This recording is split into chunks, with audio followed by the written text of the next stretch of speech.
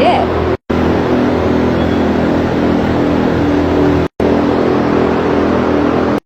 Let go.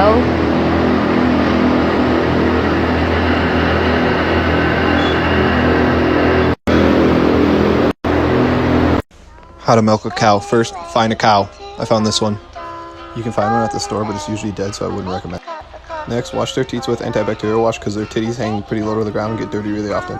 Then collect all their milk with this milking machine and then put it in this really big tank. Alright, I'm going to show you guys how to milk a cow real quick. First thing we're going to do, we're going to wipe her teats clean. We just got a towel here. This cow is already pretty clean. She's a pretty neat girl, I guess. And the second thing we're going to do, we're going to strip the teats, make sure the milk is high quality, make sure there's no mastitis in there. So you just pinch the top of the teat and then squeeze the rest. You can see it there. We'll get 2 or 3 strips of milk out of each teat. She's gonna take a piss on my hand. Bit of a technical difficulty there, but we'll get right back at it. So now we're gonna lift the milker up.